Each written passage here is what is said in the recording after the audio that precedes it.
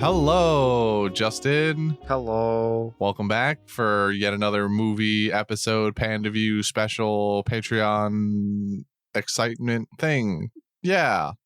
Are you feeling good tonight? I don't know. I think I'm feeling something. Maybe I'm feeling a little angry. A little angry? Why is that? Well, I guess I haven't eaten in a little bit, so that might be a contributing factor. Oh, hangry. I see. You know, I suspect that there are more than just one hangry men in this recording, and I'm not one of them. Oh, really? Yeah, maybe there might be like roughly a dozen or so hangry other men. Mm-hmm. Yeah. What you have for dinner tonight, since you're not hangry? Oh, well, since we're recording on a Friday, I had pizza. Nice. Typically Friday is pizza night. So is it a plain pie kind of family or? Well, I have a feeling some people are gonna take note of this, but typically the most constant feature of the pizza is that my parents like getting eggplant. It's breaded, it's breaded fried eggplant, and then it's thrown on the pizza. So it's like, it's not just sliced eggplant and tossed on, because that would be quite a bit worse. But then usually it's up to me to salvage the other half of the pizza, whether it's just plain. Sometimes it'll be peppers and onions. Sometimes it'll be chicken cutlet or something like that. Hold on. Yeah. Yeah, not grilled chicken cutlet. No, I thought you were going to say chicken bacon ranch, in which case I was going to be like, no.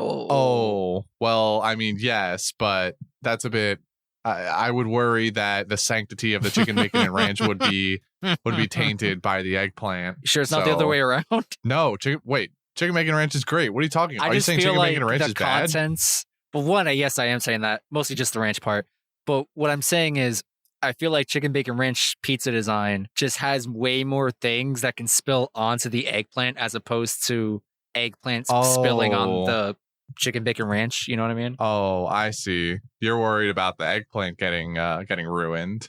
I wouldn't say worried. It's more just like, that's how I assume the cookie would crumble. Like, you have the sauce, you have bacon. Like, I just feel like there's so many things that are just loose and floating around on the pie. Right. I suppose that's kind of fair, but if the foundation of the pizza is sturdy enough, if it's been built up properly, you get a good crust on it, then it doesn't collapse and you maintain the sanctity. This is what I'm thinking in my head. You're driving the pizza home, whether it's you or a delivery person, and they just eat a fat pothole and the pizza just eats a bump and, has a little bit of hang time in the back seat. In a world where your pizza is exactly 50% eggplant and exactly 50%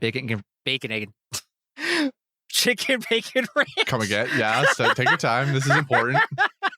In a world where your pizza is exactly 50-50 of those two options, when it hits that pothole and just gets some hang time, and in my example here, ingredients are going to get mixed up. I think when it touches down on the back seat, the pizza, you're going to go from a 50-50 pie to a half chicken bacon ranch to an amalgamation. You have a half chicken bacon ranch pizza to a half chicken bacon ranch and a half chicken bacon ranch and eggplant. That's all I'm saying. Got it. Well, I got one, maybe two words for you. I'm not actually sure if this is one word or not. Maybe I should Google it first. I'm pretty sure it's one word. Maybe it's not. Maybe it's two words. I got two words for you. Seat belt. Just strap a bitch in.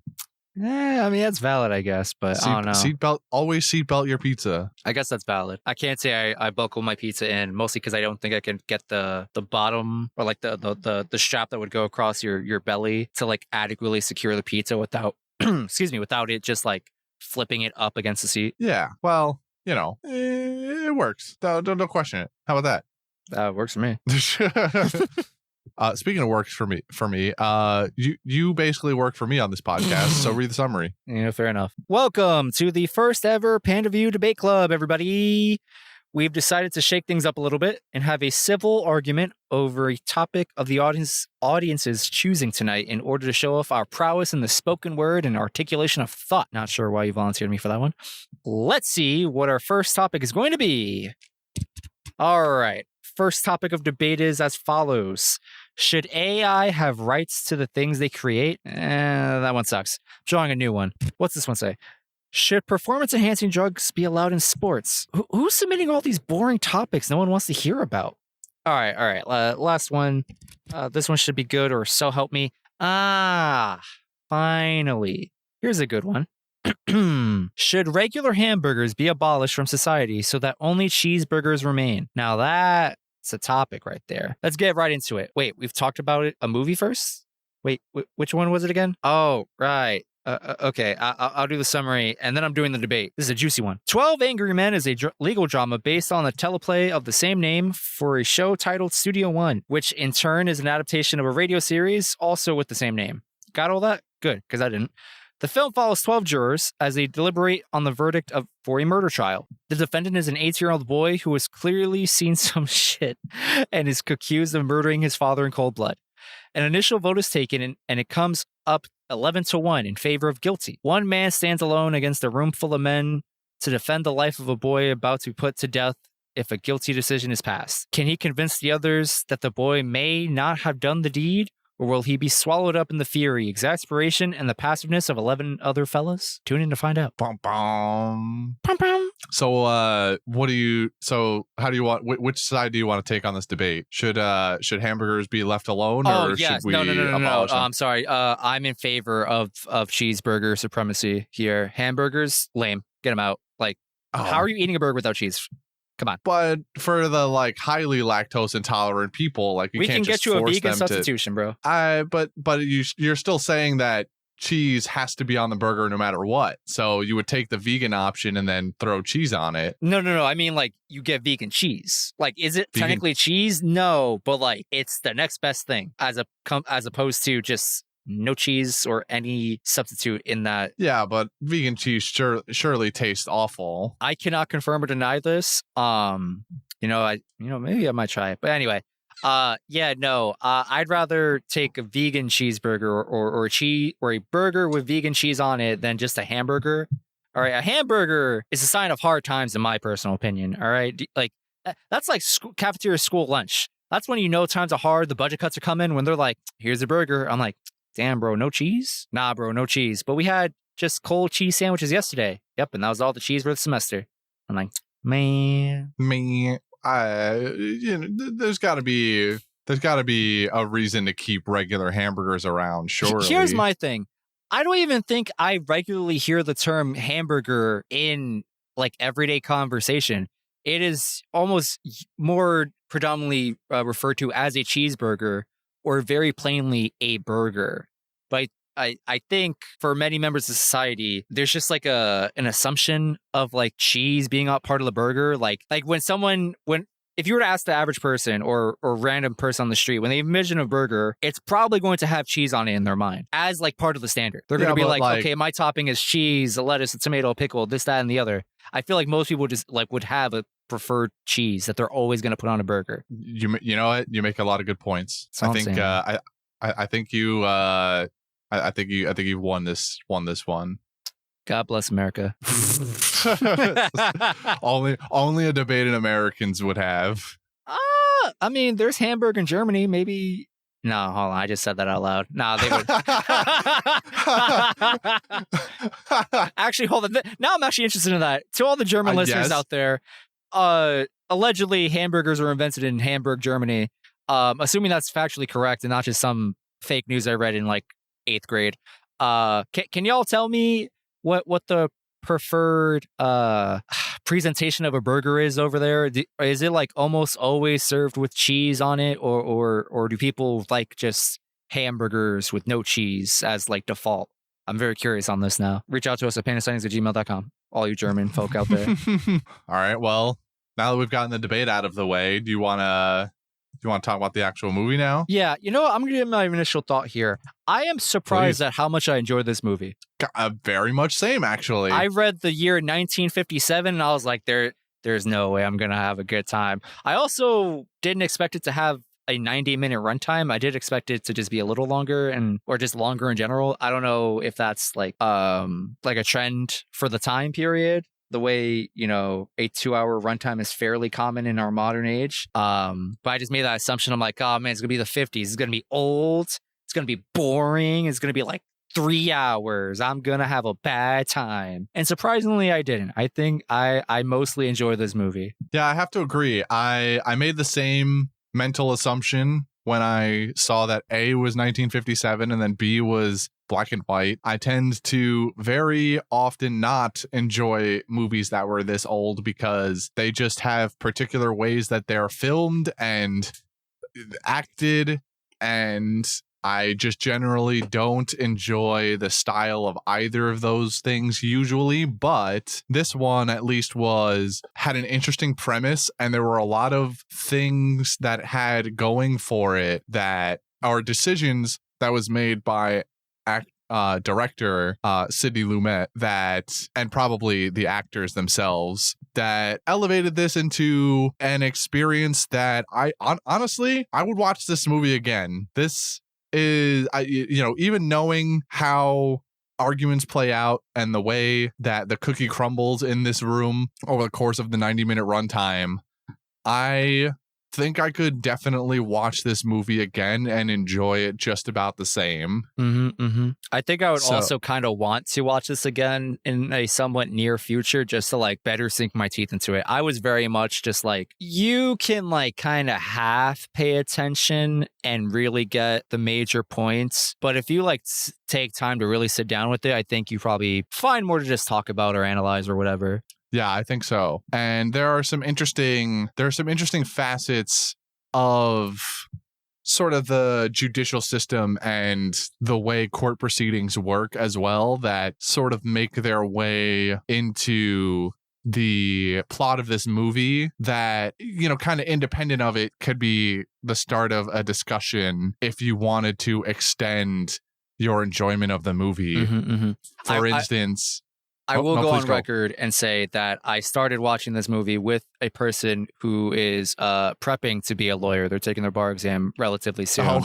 And they made it very clear to me and whoever else is with me in the room that the U.S. court system is nothing like this anymore because of all the problems that arose in this movie. Not because the movie changed our legal system, but like everything that gets pointed out in this movie, our legal system was like, yeah, we can't have that anymore. Yeah. I think there are glaring issues, and and they become apparent. But and I would be interested to talk to this person. I know who you're talking about. I'm just not gonna say names. And it would be interesting. I would be. I think one of the things that I specifically was like, oh, we're just doing this, huh? That they did was when they asked for the knife in the room. Yeah. The guy just came back with the knife with a tag on it, like he was going to sell it at a garage sale. Not in a bag or anything, wasn't handling it with gloves, just fully out there, exposed to the world. I think that's where I don't know if that was like the first glaring flaw in terms of like judicial procedure, but it was the first one I noticed, and I was like, "Oh, we're just leaving fingerprints on evidence now." Like, like I get it though. I guess technically you could argue it really doesn't matter at this stage in the game, considering we're deliberating a ruling or whatever. Oh, what? We could just do that? I could just handle key evidence for a murder? Just look at this. It's a knife. Yep. Insane. Crazy. But yeah, we can, I'll get to another point when it becomes a little more apparent too, when we're going over the actual movie. So we'll roll into that then. The start of this movie is we get about 2 or 3 minutes inside a courtroom where we have finished presenting all pieces of evidence. The defense, and the prosecution have concluded all arguments, and it is now up to the jury to make their decision based on all evidence provided and testimonies and so on and so forth. So we dismiss the 2 extras that are unneeded because that's how court works. Don't know if that's still how it works, but it's how it worked back then. You had some extras in case jury members could not make it or were predisposed for some reason. And so we take our 12 currently not very angry men, very, very mild-mannered and level-headed men, to the room where they are going to deliberate. And it takes there's a weird couple of minutes at the beginning there where it seems like they just told the actors to go into a room and just kind of do whatever the fuck they wanted. Yeah. Because the men just begin milling about, which is fine. I imagine this is like kind of maybe how it worked back then. They just start milling about, doing whatever they want. A bunch of them pull out smokes, cigars, start lighting up in there, which, you know, already made me like visibly cringe because God, that room must have smelled fucking awful. And then some of them are, so there's a bathroom, you can go wash up, hit the bathroom real quick, and just kind of sitting, just kind of waiting to get started here. And then we sit down and we're ready to talk this out, Justin. Yeah. And so what do? But we have our first vote. Off the rip. They're like, all right, fellas, let's take a preliminary vote. See how the water's feeling. How do we all vote? And 11 people vote guilty with a lot of confidence. And then there's just this one juror who's just like, I'm not convinced. And everyone's just like, what do you mean? Where's the doubt? And he's just like, I'm not quite sure yet, but I'm just not sold on the guilty plea yet. And then it all starts. It all goes downhill or uphill, depending on your view from there. With a couple of left and rights in between. Yeah. So we've got our one juror who is like, well, what if this didn't happen? I just feel like we shouldn't decide this off the rip. This man is played by Henry Fonda, a fairly well-known actor for the time. I must admit, I did not do a lot of research on many of these actors. A, because I ran out of time, but also B, They're old as shit. They're all old as shit. Maybe not anymore. I imagine a lot of these men may be no longer with us, although some of them might. 57, what is that? 60 some odd years. A lot of these men probably not with us anymore, so I would not have seen any other movie with this. As I have also stated, I do not watch old movies usually. But Henry Fonda is a fairly well-known actor for his time. I'm sure some of the others are. I happened to recognize the name Fonda. Don't ask me why. It just sounded familiar for some reason. There was one juror, the one who's just like really gung-ho about voting guilty for majority of the film. I looked at his face and angry one? Yeah, the angry one. I just couldn't help but, well, okay, there's two angry ones. The one that's not bigoted. I was gonna say one's a racist and the other one's just angry. Discriminatory. The other's just angry and has problems with his estranged son. So the guy with the child issue, I looked at his face and I just saw an older version of the actor. I don't know if I have the right name. Jason Segel. He plays Marshall in How I Met Your Mother, amongst other things he's participated in. I just looked at that guy and I'm like, bro, you just look like Jason Segel. Are you his dad? I was thinking that the entire time I was watching this movie. I just couldn't get over it. Couldn't get past it. Had to put that out there on the airwaves for the people. That's fair. I imagine, I don't know who listening to this, it would be an expert on any of these older actors to be able to be angry at us in the first place, that we don't recognize them. But so I'll just apologize now, but also good for you, I guess, if you know more than half of them. So one thing that becomes clear pretty quickly, the reason I'm bringing up the actor's name is because we don't learn a single one of these people's names until the very end, where we get two of them. But at that point, it's a moot point. The entire time, the whole basically 90 minutes that we spend in this room with these men, we don't know a single one of their names, and It's not relevant, and it means nothing. In fact, it probably enhances the experience because I don't have to worry about remembering 12 names or attempting to remember 12 names for 90 minutes. I attempted to go to the wiki to attempt to identify these people in a more helpful fashion than, there's the racist, there's the angry one, there's the second old one, there's the guy who puts on his glasses only when he talks to people, the Yankee fan. I was trying to think of like more concrete ways of identifying people other than these random traits or whatever.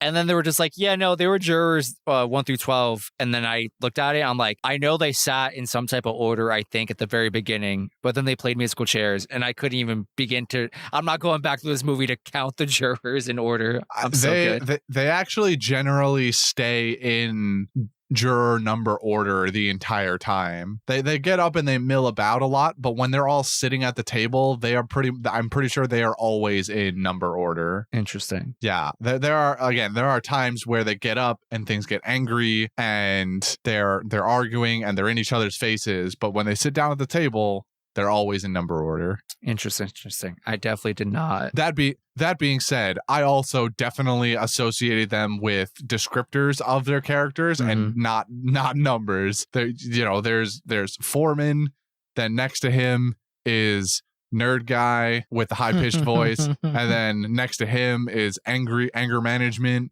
and then next to him is Smarty Pants, and then next to him was the guy they call Baltimore, but usually Yankee Fan calls Baltimore, but I think I called him Slum Guy because he was the only other one there from the slums. Maybe that's kind of a bad associator. As you're like going through this roster, there's definitely two gentlemen in that room who, like, mostly because you brought up the first one, who I'm just sure like, oh yeah, I forgot about you guys. Yeah, no, I remember all of them. Next to him is Working Man, because he just was like, I just do the thing and my boss tells me what to do.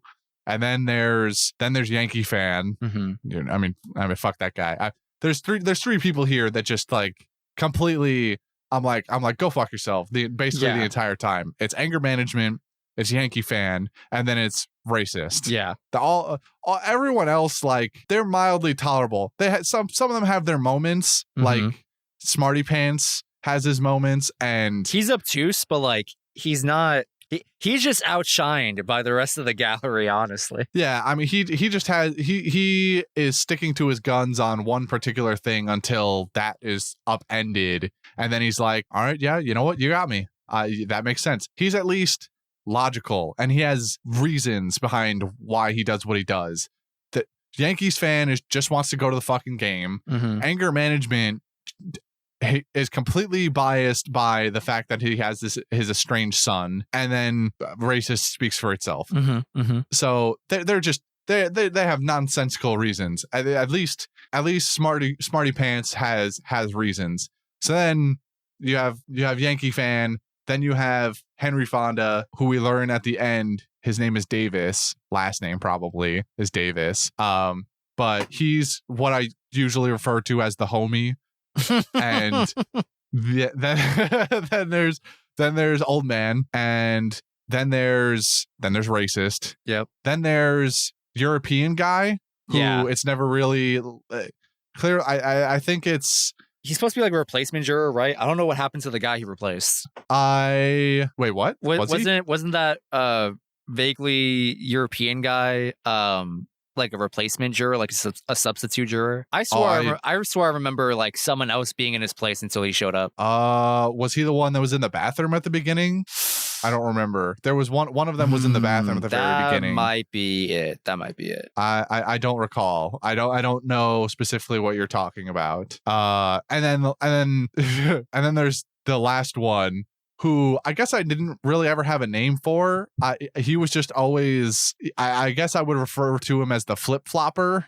Yeah. Because he so quickly changed his mind a couple of times, but really he's just kind of dumb and doesn't have anything going on upstairs. I just call him the guy who only puts on his glasses when he talks to people. I made a very acute mental note of that, and I couldn't tell if it was boiling me up or I was just really confused. I'm like, what are we doing here, man? Like, what? It's like, I'm sorry, I can't speak without my glasses. I'm like, huh? What are you doing? It's like when you're driving and you turn down the radio so you can see the street signs better. Yeah, except this is just way worse somehow. This is just that, but worse. It's like, hey, I need to reduce the interference of my other senses, except he's just putting on his glasses to speak. I don't understand. Yeah, I do not understand. I did not recognize this. All I recognized was that he was very easily distracted and wanted desperately talk to people the entire time, because he starts telling Yeah. that one joke like during one of the breaks. And he's telling the European dude next to him, and then the foreman sits down and he looks at him and he goes, "Hey, don't you want to hear this story too?" And he like taps him on the shoulder, friendly like. And the foreman's like, I just want to not be doing this right now so badly, because they had the argument earlier where he got up and he's been trying to organize people this entire time, and he gets up and is like, why don't you assholes do this? This shit organizing you fucks. This is hard. I'm trying to keep this thing rolling, and you guys just want to argue the whole time. So he's like super done with it. Actually, I want to roll back before we continue talking about the movie. I want to go back to the part in the part in the summary where I kind of explain the origins of the movie, because I go through with the summary.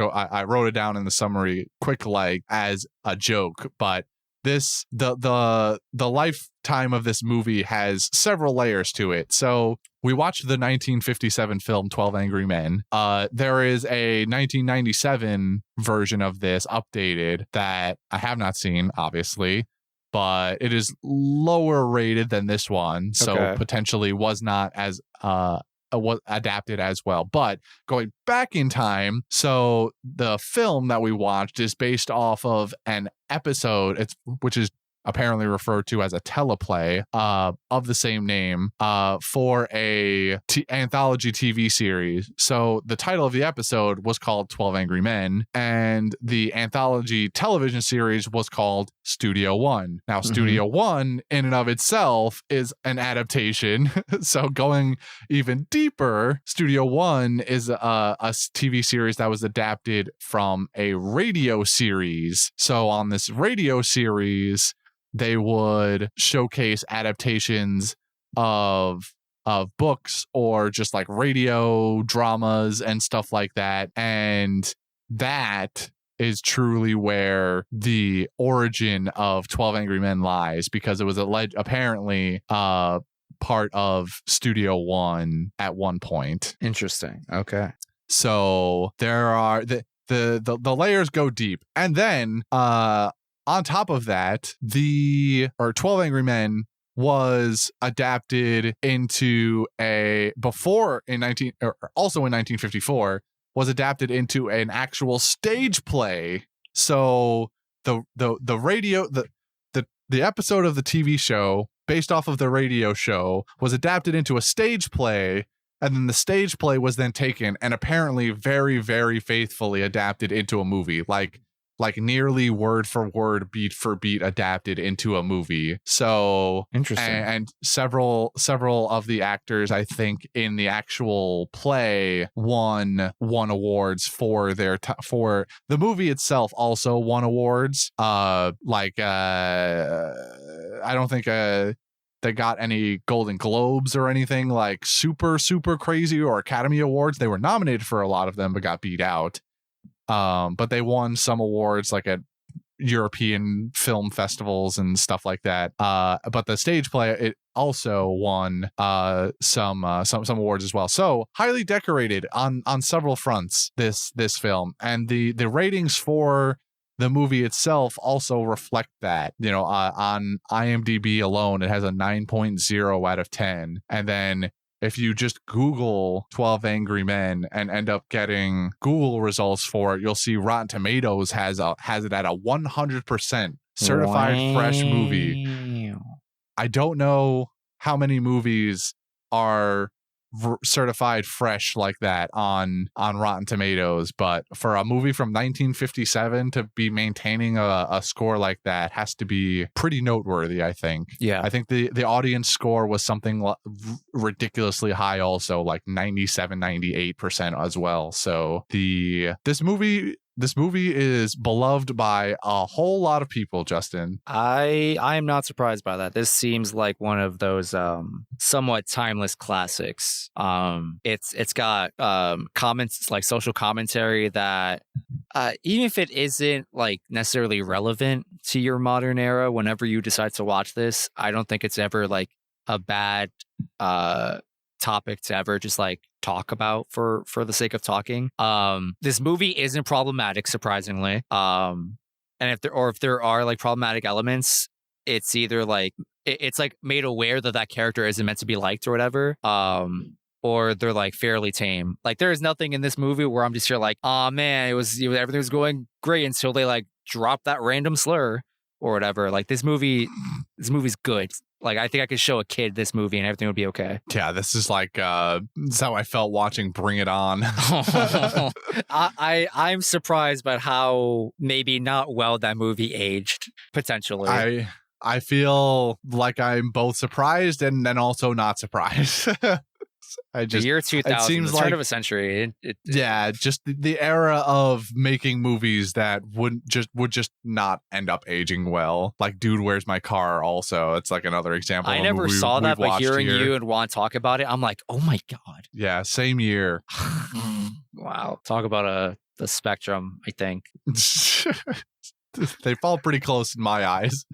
I don't know. I feel like the descriptions I got, Bring It On has a lot more going for it in its favor. Oh, I would venture to guess that most people would prefer to watch Bring It On. I think personally, I would watch Dude, Where's My Car? Just because it's funnier to me. But they both house a whole lot of problematic topic and word choice. It sounded like Dude, Where's My Car just had the more abundance and quantity of problematic instances. That's what it sounded like to me when you guys were talking about it. I don't know. I mean that is definitely true. I just think Bring It On is has a little less entertainment value. You're just not here for a cheer squad, bro. Look, when we finally get a full routines towards the end of the movie, I'm here for it. They're good. They're the in between, not as good in my opinion. There are some choices that could have been made. Look, I'm not going to get into it now. I can't.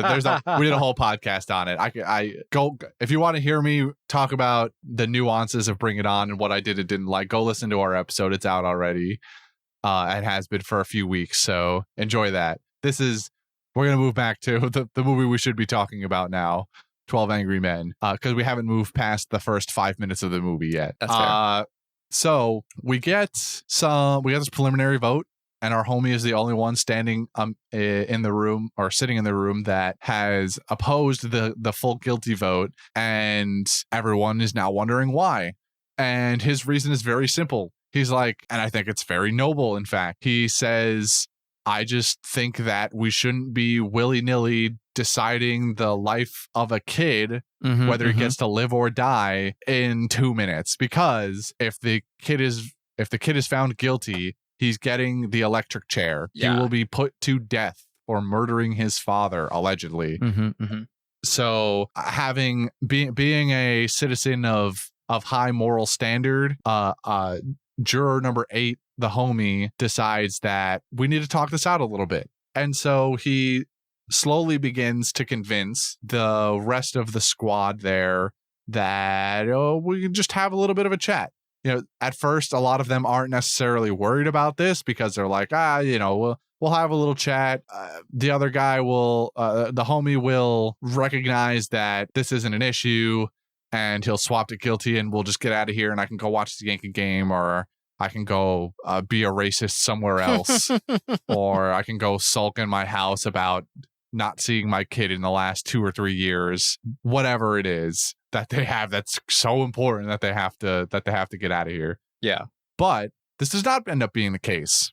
The homie has other plans and decides to be the lawyer that this kid really deserves, quite frankly. Yeah.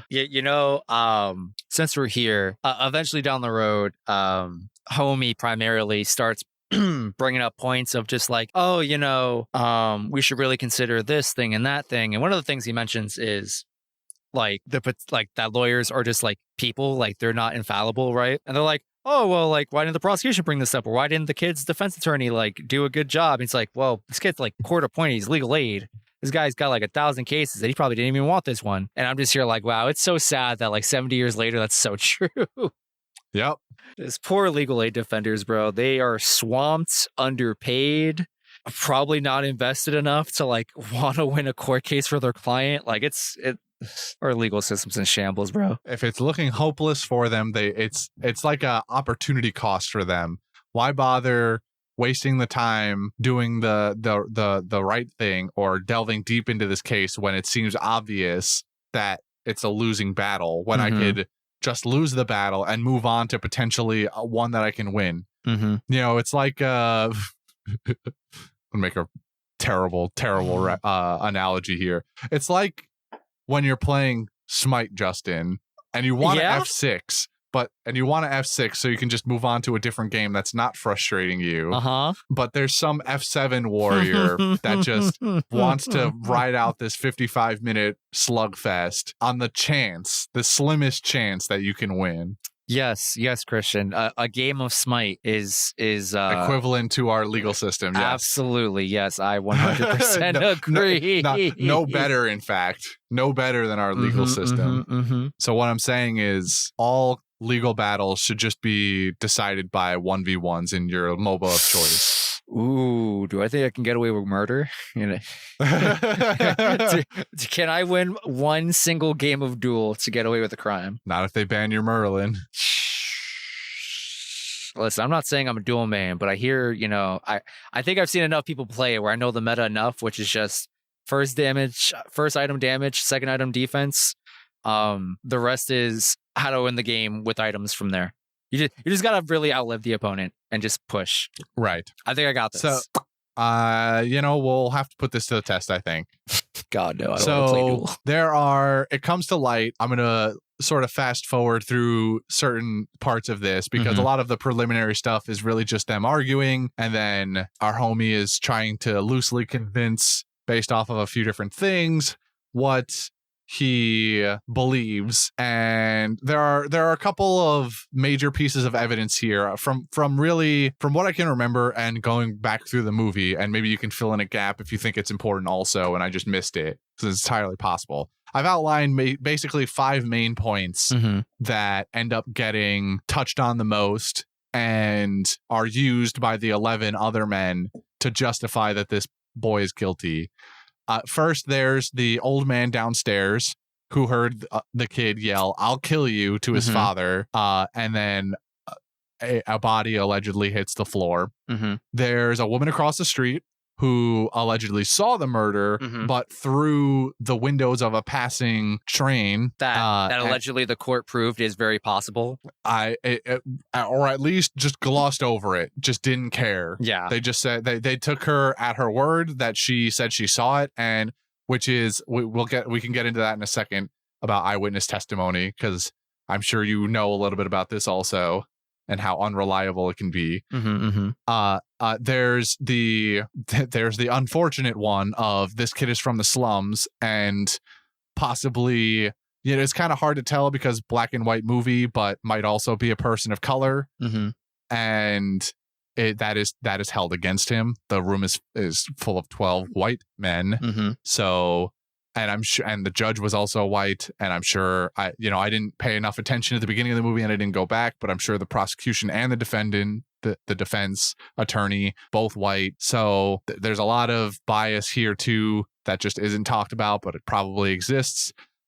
There's maybe the least kind of important part of this, but becomes a thing towards the end of the movie, is that and this is mostly touted as evidence by Mr. Smarty Pants, that the kid couldn't remember movies he saw. Going to the movies was part of the kid's alibi for having not been at the apartment. But he couldn't remember when he was interviewed or interrogated after the fact, immediately after the fact. He couldn't recall the movies or really anybody that was in them. And then there's the murder weapon, which was said that the boy was witnessed purchasing this knife, and it looked like the same knife that was lodged in his father's chest. And so it was undeniable because the kid was seen with a knife and this knife was then in the father. So it was seen as undeniable that the kid, for this reason, had done the murder. Yeah, that's all correct. I think you got everything. Touching on it lightly, because it becomes a point of actually I'll save it for when we get there, I guess. But yeah, we go through all these evidences, and our homie here kind of more or less takes time throughout the movie to deconstruct or criticize each point of evidence of like, yeah, the prosecution and people said this, but have we considered this? So for instance, with the knife, the first point of contention is like, oh, this is just like a bargain brand knife that you get at the 99-cent store. Like everyone has it. So one of them pulls out a switchblade, and it's basically a carbon copy. Okay, yeah, it was him. He pulls out his own switchblade. It's a carbon copy of this piece of evidence, as far as I could tell. I could not tell you if there's a difference. It is minorly different, which is very important to this. Is that it looks basically the same, but is not the exact same knife. And these are just, at least for our homie here, he seems like a guy who does not work or live in the slums. He's a fairly, middle class to affluent man, who I guess theoretically probably wouldn't need a reason to have a knife on him, but he just does. Anyway, so there's that. Well, he explains that part. Oh, he says that the night before, the night before the scene that's currently happening, he went out for a stroll and ended up at a pawn shop and bought that knife at that pawn shop. Right. So to prove the point that this knife is not as uncommon or rare looking as they are making it out to seem, because that's part of Smarty Pants' argument too, is that this knife is unique and one of a kind and could not be found anywhere else, and so it had to come from the boy because the boy was seen with it. And then in one of the coldest scenes in the whole movie, homie says nothing and reaches into his pocket, pulls out this switchblade and stabs it into the table where Smarty Pants had stabbed the evidence knife into the table. And it's just sitting there and it vibrates a little and everyone's like, oh shit, it's the same knife. Where'd you get that? So good. So cool. Yeah. So there's that. What else is on this evidence list? I think does the knife give enough cause to like flip the old man's opinion? Yes. Okay. They do a vote very shortly after this, and the old man is the first to switch sides. Okay. So there's that.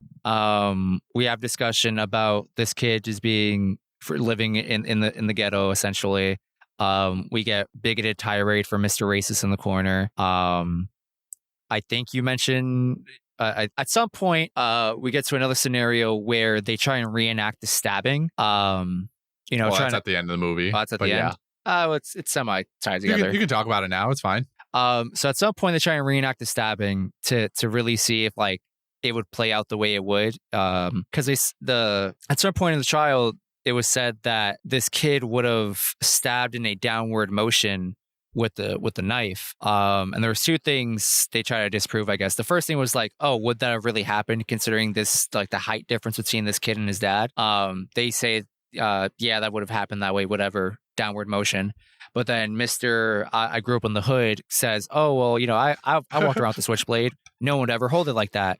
You're supposed to, stab in an upward motion, kind of like on guard and fence with it, not use the switchblade mechanism, waste your time to flip it upside down to then go stab. It's you open it up and then you go poke. So he pokes the hole in that logic of like no one who owns a switchblade and knows how to use it would have like ever stabbed someone that way. Yeah, and I love the scene because anger management picks up the knife and goes to the homie to demonstrate the stabbing motion. So he crouches down in front of the homie, makes himself 7 inches shorter because that was the rough metric, I think, between the father and the kid. And so he bends down a little bit, and then he pulls back his he winds it up.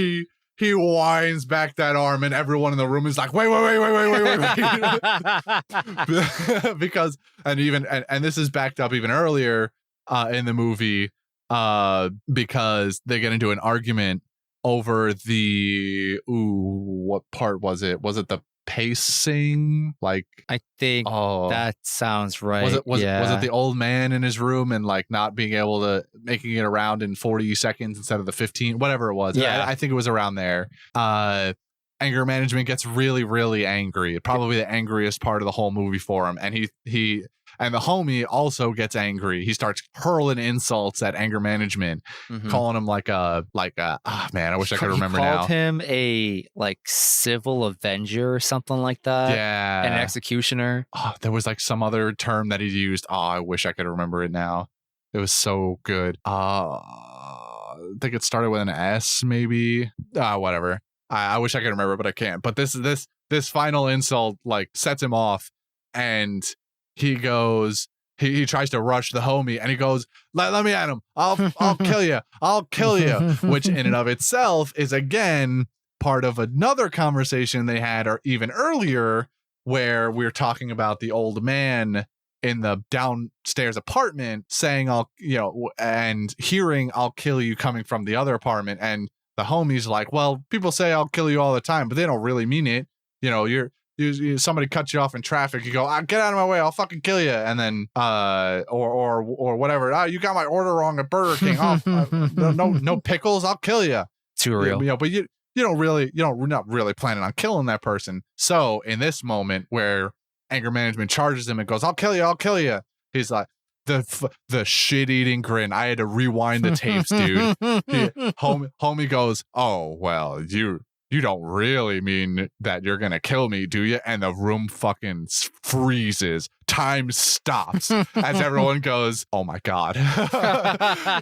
This guy, anger management, really just got schooled. And anger management is silent. He has nothing to say anymore. He has just been so thoroughly schooled in this moment that nobody can say anything. And the shit-eating grin that crosses the homie's face, my God. And then it passes like a second later. They cut away. I had to hit that back button. I was like, "Oh, you sly dog, you fucking genius."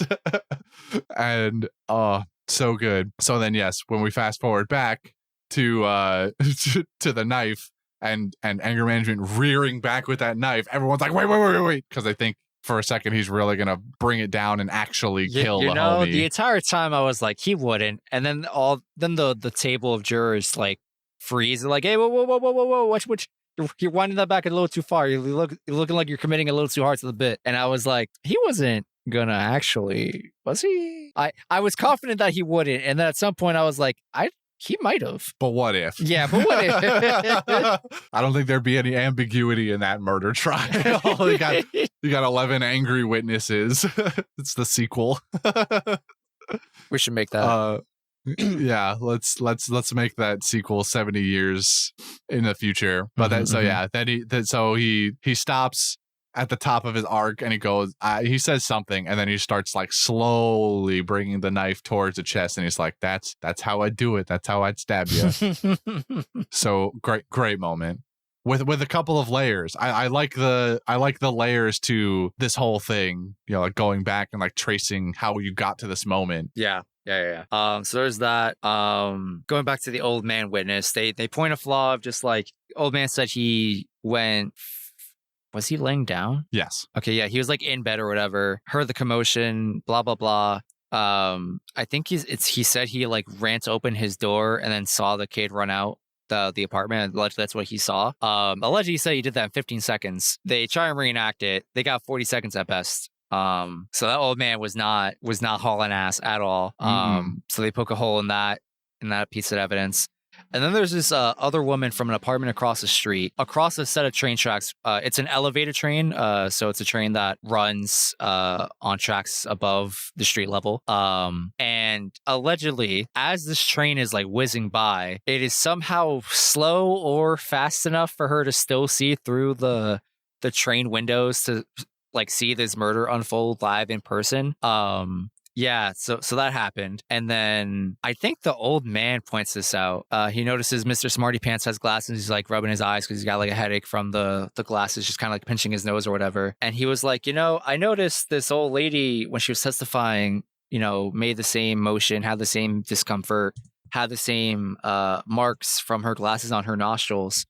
And he was just kind of like, she definitely was in bed without her glasses, allegedly saw something, and definitely did not make an effort to put them back on to go, be a witness or whatever.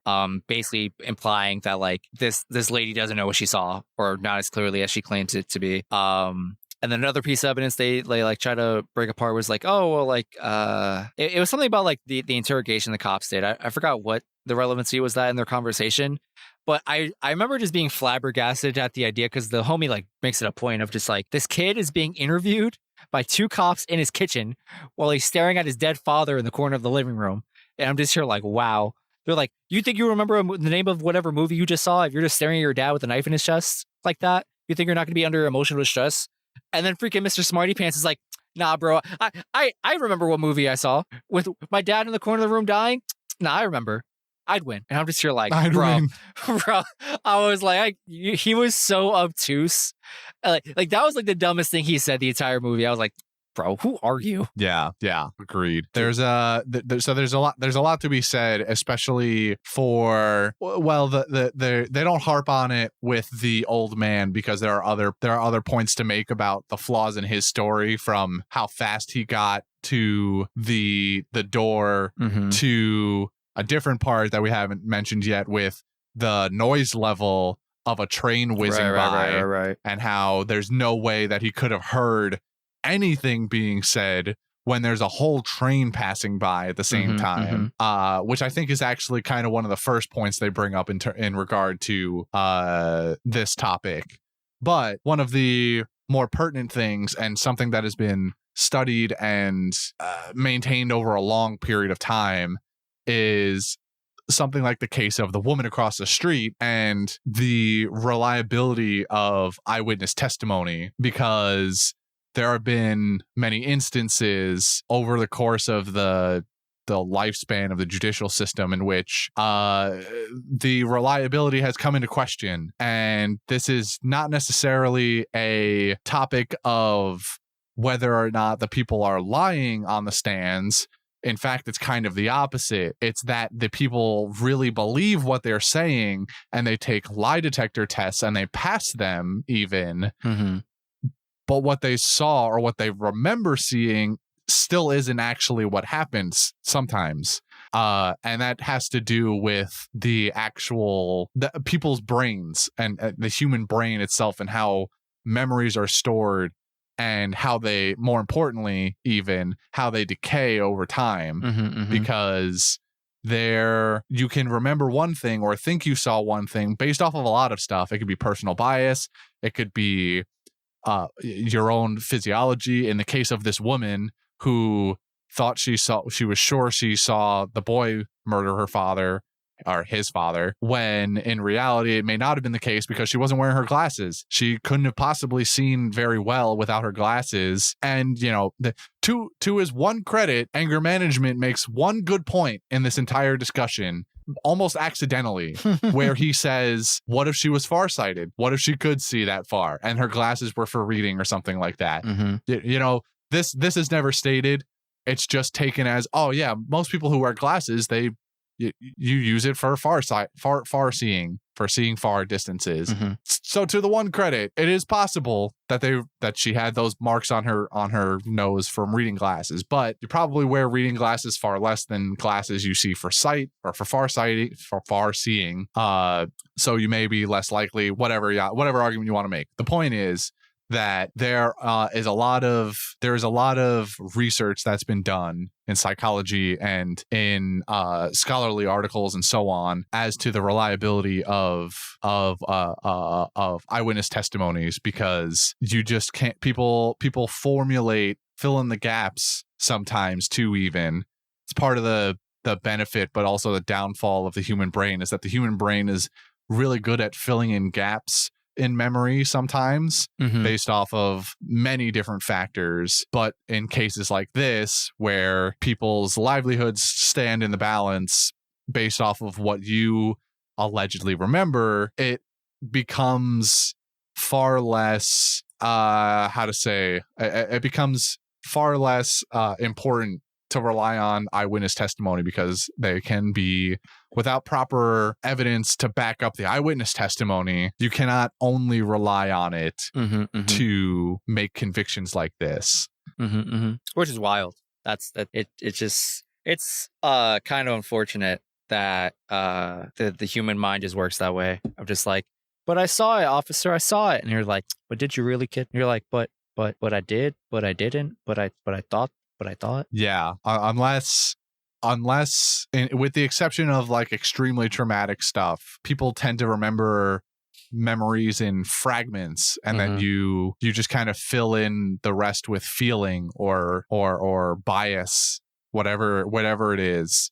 So as much as people wish their brains and memories worked like slapping a VHS tape into the recorder and being able to just play back exactly what you saw. It's not how it works for a vast majority of the human population. There are outliers, of course, people born with exceptional brains that have photographic memory and so on, but for most people, you're not remembering shit like that. It's just not. It just can't physically happen. Mhm. You can't even like really train something like this to be the case. And you can upgrade. You can improve your ability to recall more RAM events. for your brain. in a sense, you can buy more RAM. You can, or really, it's more like hard drive space.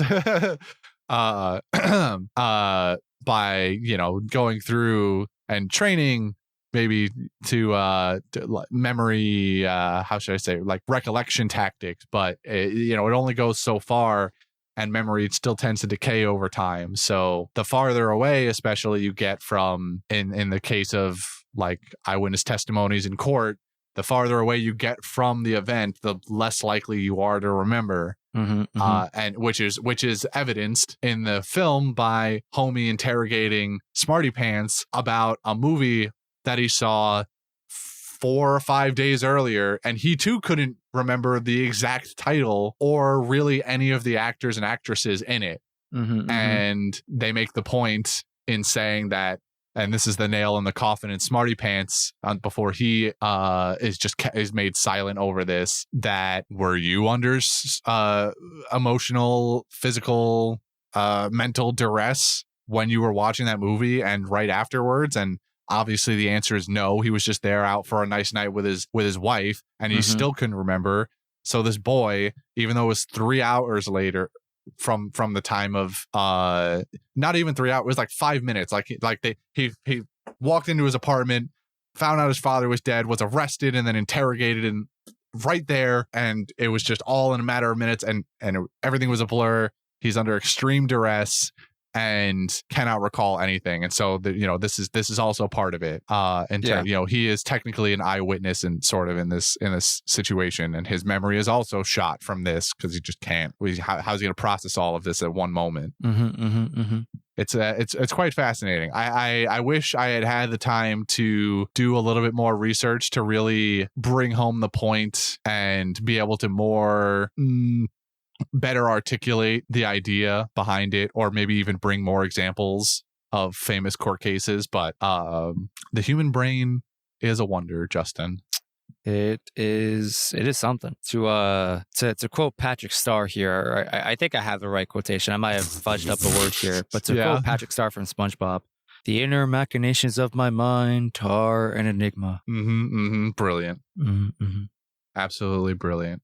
But I think kind of moving forward here. So we've at this point dismantled a couple of different arguments, right? Between the murder knife, the old man, the woman across the street. And all along the way, we are taking these votes, and slowly but surely, we've won over some people. The old man is the first to change sides. Then we get Baltimore, or fellow slumlord, slum man. Yeah, I'm gonna refer to him as Baltimore. I feel bad calling him slum guy.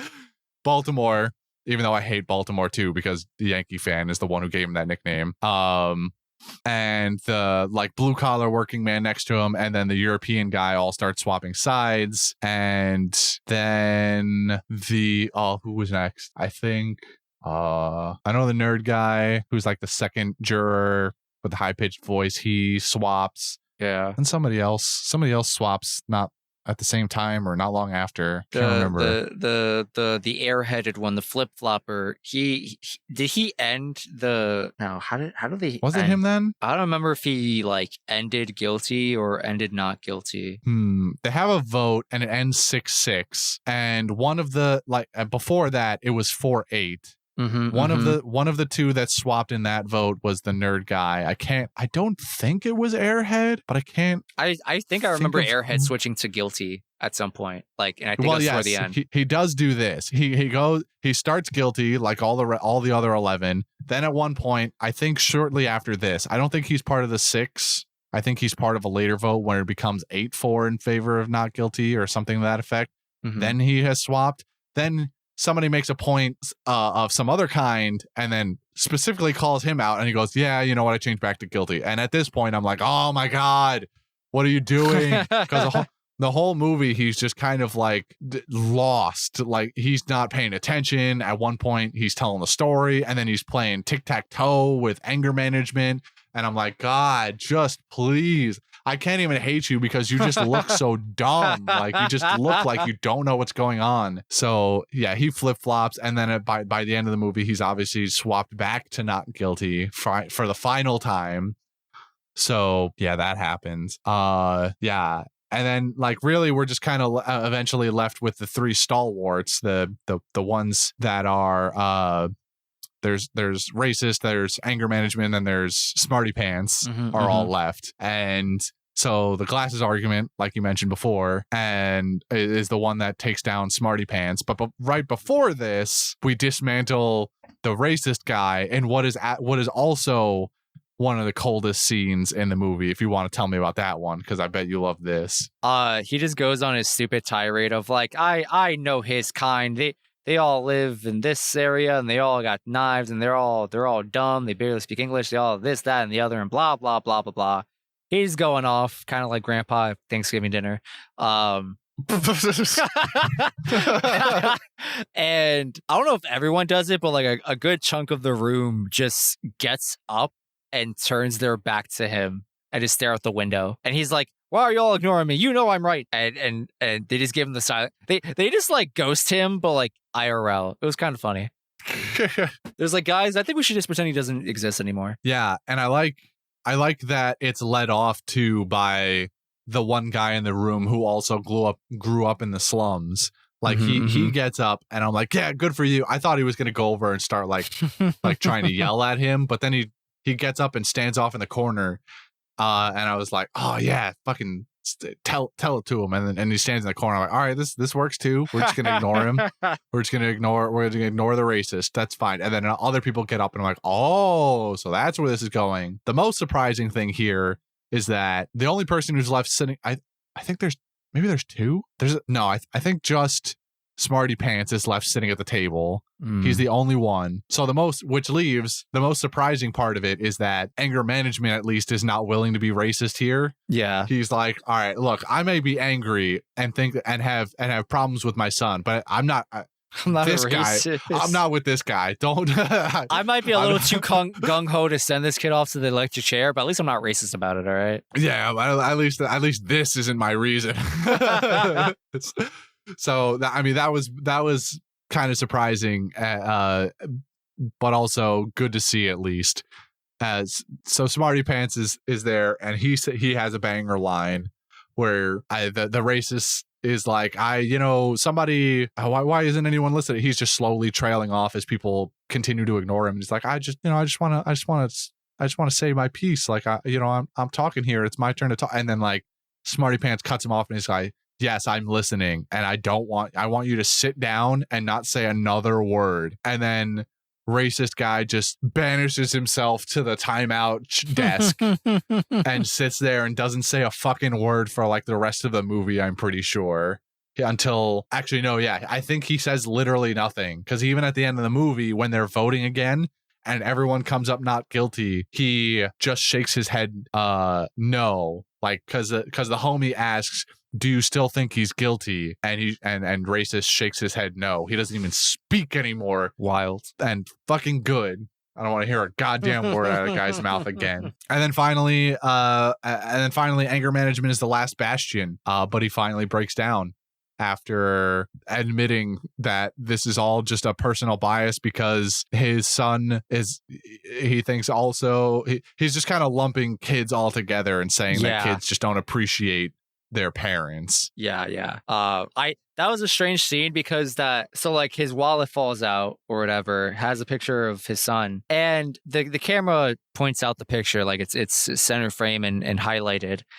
And the entire time, because I only got like a quick glimpse of it or whatever, and I don't remember what the defendant looked like this kid on trial. I don't remember what he looked like exactly. I know they like show him in the beginning, but like an hour later, you don't remember that kid's face.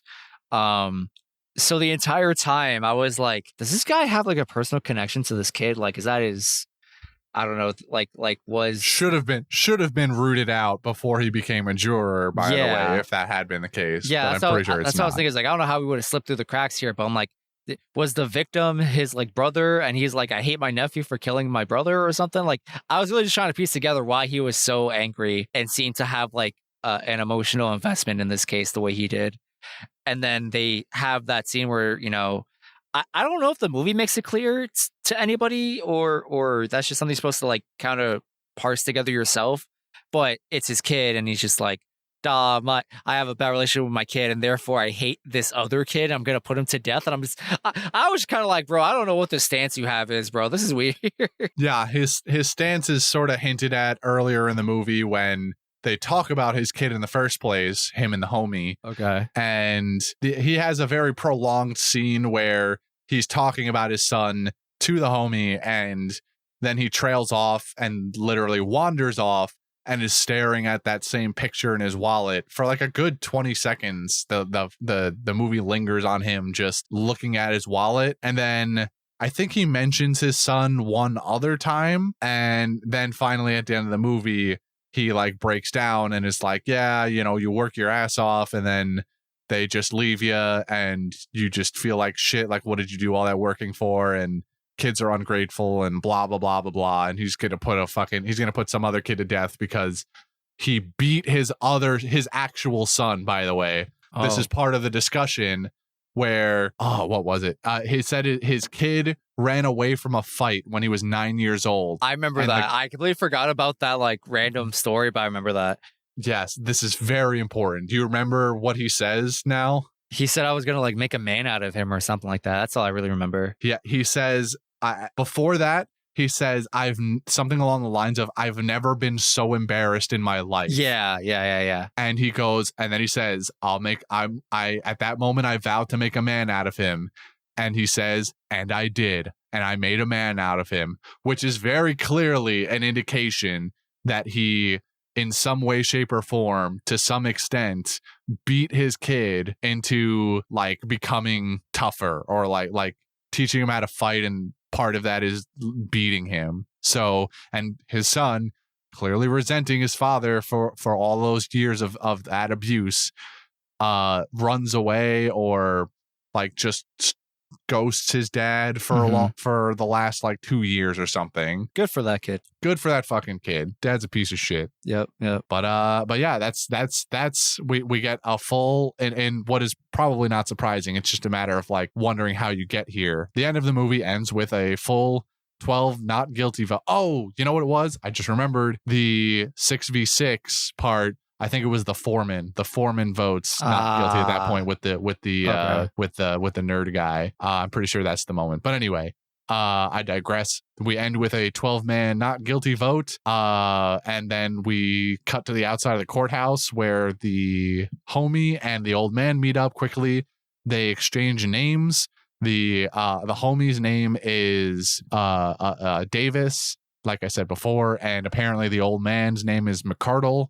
These mean nothing because it's the end of the movie. Yeah. Maybe those names are some reference to something that I just don't know. That might have been fun trivia. I just thought of it now. That might be a thing. Who knows? And they go their separate ways and the movie's over. You are left with a satisfying feeling in your stomach knowing that the homie fought the good fight when no one else would and came out victorious. Yeah. You know, I don't fully remember my position walking into this conversation, but now that we're at the other end of it, I somehow hate angry guy more than the racist because, you know, I can just like accept a racist having this leap in logic and their beliefs that justify their awful viewpoints or whatever. Like I can accept that as dumb or whatever, and like that just whatever. I just accept that for what it is. This guy being so mad at his son for abandoning him that he's willing to just send another kid off to die is like, what a hill to die. What a logical path you've encountered. I'm just Like somehow that's the worst take in my mind. It's like, yeah, being racist is bad, but like you're just like mad at your own kid to an extent where you're just gonna kill another one. And I just can't understand that. Yeah, it's tough because I mean it depends on which way you lean in terms of what you think is worse, I guess, like nonsensical racism that is a result clearly of your upbringing, or on the case of the angry guy, you just resent your son for abandoning you effectively, or you think he abandoned you when you deserve it. You don't know you deserve it as the angry guy because you just thought you were basically doing what you were taught that entire time. I'm sure angry guy was beat by his father when he was younger, so he's just furthering what was a social norm at that point, and so he's just like questioning now why. Obviously, it's not a good thing that he beat his son. So kind of who you hate more is really based on what you think is worse. Ingrained racism or beating your kid. So and then being willing to put another kid to death because of that. So it's the second one somehow. I don't know how he pulled that off. I don't know how you managed to be worse than a racist in my mind, but you did it. Yeah.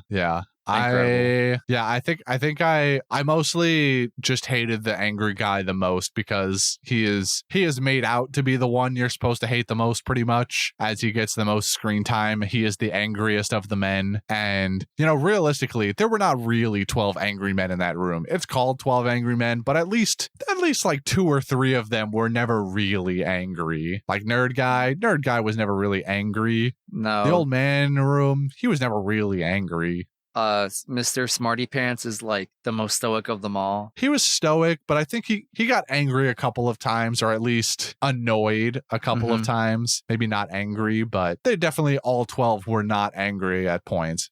That would diminish the title though if it was like 8 angry men and 4 mildly annoyed men. But potato. Good movie though. Just to reiterate, I am very happy and surprised by this movie. So am I. Very cool. So with that, we are going to move on to the ending segments here. I've got my budgets. I gotta let you know now. I went to the Wikipedia to look for juror names. Obviously didn't find juror names. The budget was staring in my face the entire time I was looking for this. So okay, I know they made this movie for, I think it was $337,000. It was. And I did you the courtesy of taking this to an inflation calculator. Ooh. Even though it's not like it's still not the most accurate representation of money inflation and what it would really be, but roughly this translates to close to $4 million in today money. Gotcha. So and I think it made $2 million in profit, quote unquote. So you got both, huh? The second one I wasn't too sure about, but I was like, there was a 2. I just don't remember if it was 1 2 or 3 2s. It was either $2 million or $222 million. And I was like, there's no way this movie made $222 million. No, it did 50s. Not make that money. No, not even by inflation did it make that money.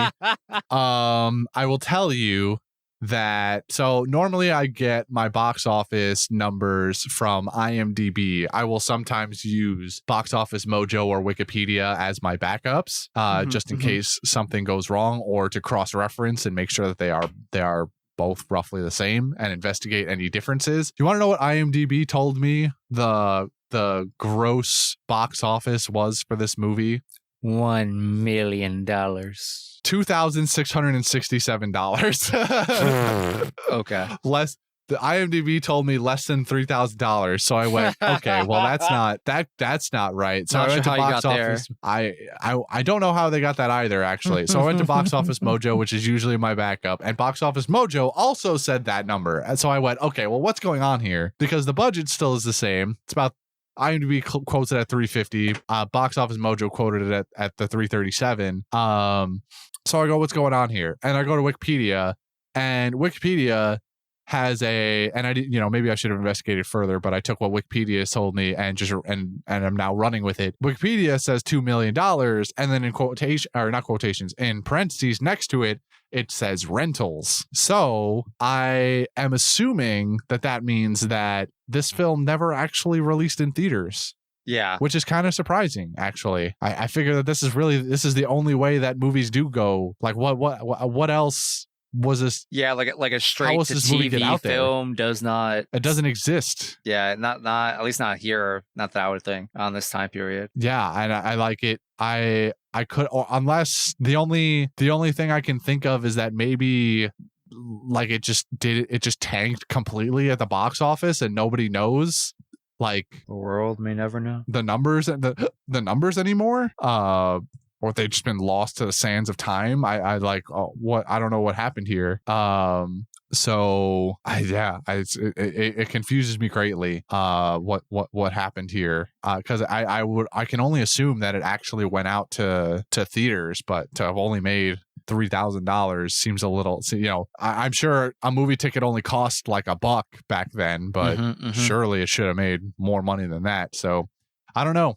I unfortunately have no answers for you in that regard. I wish I did, but we're just gonna have to live with it. The greatest mystery in Panda View history. That's a good rhyme. Spin bars over there, huh? Yeah, I was working on that. Yeah, I thought of it. I've been practicing. I had it in the workshop. Yeah. We've been in the lab.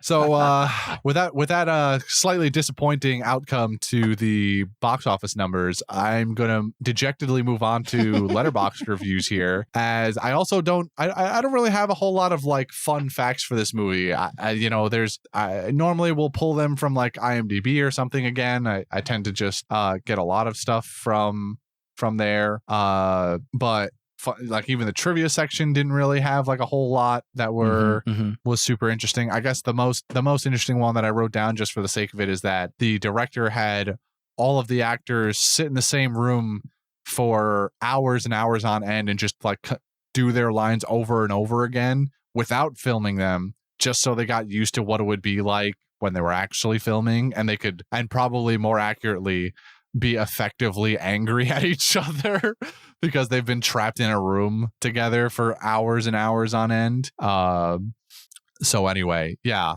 Otherwise, not a whole lot. So Letterboxd reviews. I'm going to start off with the most liked Letterboxd review, as I usually tend to try and do, as long as it is safe for work. Sometimes they go crazy, but usually the top liked one is top liked for a reason, and this one is no different. This reviewer says, that was the best 1.5 hours of middle-aged white dudes yelling at each other that I've ever seen.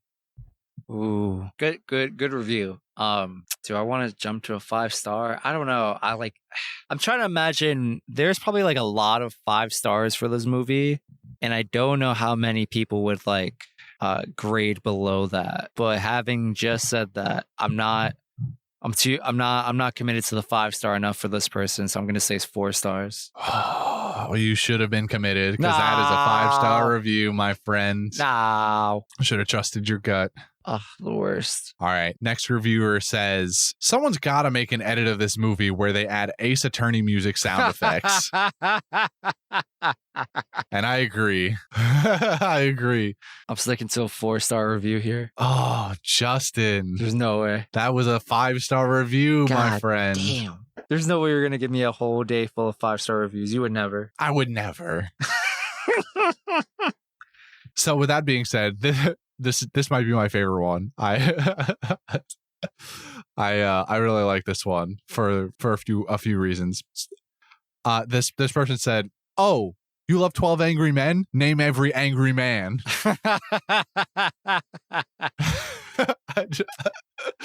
This review is so good, just for the meme and then the subversion of the meme.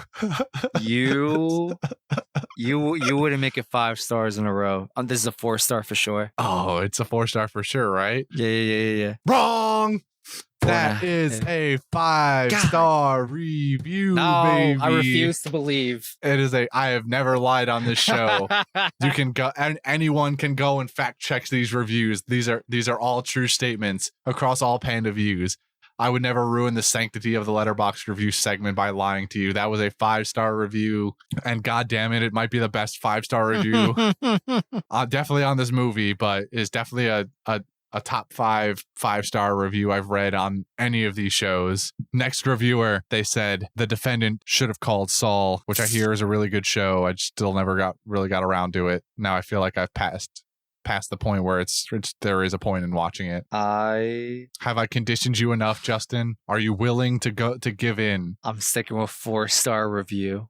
Oh man, you're really sticking to your guns on this one. Not even budging on the number even. Just one of these has to end up being a 4-star review in your head. Highest I go is a 4.5, like mentally. Justin, I don't know what else I got to do for you, man. How many times can I spell it out for you? This was a 5-star review. No. People love this movie, Justin. I believe you, but incredible. Okay, so now I'm gonna a lot of these have been short. I've got a little bit of a longer one for you right after I read this last short one. For a movie that came out before women were invented, this was kind of ahead of its time. Okay, that has to be the 4-star review. Just what a first line. Before women were invented. You'll notice there was not a single woman in this movie, unless there was there was an extra sitting in like the. There was the background concept of a woman with the old lady. True, yeah. The idea of women. The idea of a woman was invented in 1957 by 12 angry men. By 12 angry men. Yep. So what do we got? What's it's 4-star review. I'm committed. Oh, you were doubling. Oh, okay, yeah. That was another 5-star review. There's no way. I was a 5-star review. Yeah. Of all the reviews, that's 4-star in my heart. How many times do I have to teach you this lesson, old man? Listen, you're sticking to your guns. I'm sticking to my guns. Your guns are just bigger than mine, clearly. All right. Now for the much anticipated longer review. Me before watching the movie. Why are these men so angry? Me after watching the movie. Oh, they're angry because they're working for a judicial system that's set up to blindly and lazily shove men of color in prison without even considering that they could be innocent or a victim of their surroundings. They're angry that privileged men in charge will show no empathy or understanding of those who don't have the same access to the resources or lifestyle that they take for granted, and that they won't blink before ruining their lives forever because it's inconvenient to spend time thinking about it. Because you can't miss a big game, right? Anyway, fuck the system. Wow. I can't tell if this person likes this movie or not. Will you stick to your guns, or will you finally learn your lesson? I'm not going to stick to my guns, but I'm not sure if you would call it learning my lesson. I'm calling this a 3-star review. Justin. This time, you may not have learned the lesson, but it wouldn't have mattered anyway because this was a red herring. Not 5 stars. Instead, 4.5 stars. All right, I can accept that. Yes, I couldn't make it all 5-star reviews. That would just be silly. You can never fool me. You were gonna switch up on me at some point. Yeah, you just didn't fall for the bait at all. Really. So, but I enjoyed it nonetheless. I am my own bait. All right. You are your own bait. Yeah. If that ain't the truth, if that ain't the truth. So that's all I got for you, Justin. Nice. That was 12 angry men. Hangry men. They were hangry to some extent. They were looking to order dinner at one point in there. Yeah, I thought about that. I was like, they were in there for a while. I don't know how long exactly, but I've never done jury duty, and I don't know if I ever will, because people apparently go really hard to not do jury duty for some reason. But in the depictions of movies and TV, the court just like orders you lunch. I think that's how that works. I too have not done jury duty. I got summoned one time to do they almost tried to make me. I definitely got do 2 jury letters in duty. the mail asking to like verify my address or whatever, so I can eventually be like, I guess, added to the pool. Yeah, I have not you're in the mailed pool. those letters back to the office of whatever. You might want to do that kind of soon. I feel like at some point a they sheriff tend to is come gonna, after you. yeah, at some point a sheriff's gonna knock on my door and be like, "Son, it's either you gotta show up in court either as a full juror or to be like dismissed by the or to be room." tried. Yeah, apparently they're like, little did you know this is actually a misdemeanor crime and you're about to be charged. Almost not far off. Probably.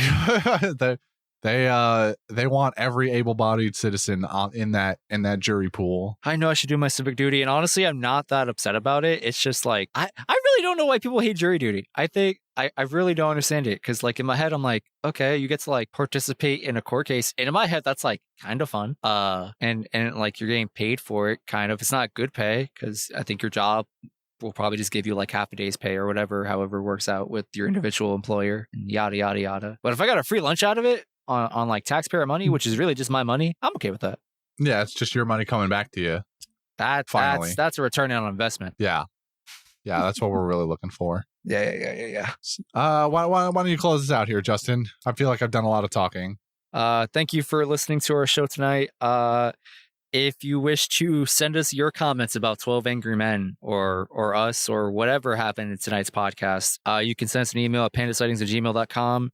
If you wish to reach out to us on social media, we are on Twitter and Instagram at pandasightings. Yeah. We have a community Discord server if you wish to join in and, talk to people who maybe have seen this movie as well. We have a merch shop at redbubble.com. It's mostly for our other podcasts, One Piece of Lime. You should check that out if you somehow aren't already doing that. Yeah, I think that's everything. I think I got it all. Yeah, just want to extend one final thank you to our patron Twiggo, who is the one who gave us this lovely film this month. I believe he mentioned he had been made to watch it for school, which I found interesting. I don't know what Twiggo does for school, but Twiggo's becoming a lawyer and we just never knew. Maybe so. I maybe might have to Twiggo, attorney at law. Playing the ace attorney in the background also. Yeah. Yeah, I should ask him why school made him watch this. Maybe it was a psychology thing instead of a law thing. Who knows? Maybe he's a film major. Which wouldn't be surprising either. But yeah, that's it. Thank you for joining us once again, audience. You are lovely. We love you. And I'm going to go eat a cheeseburger now. I'm going to go take a fat nap. Boing.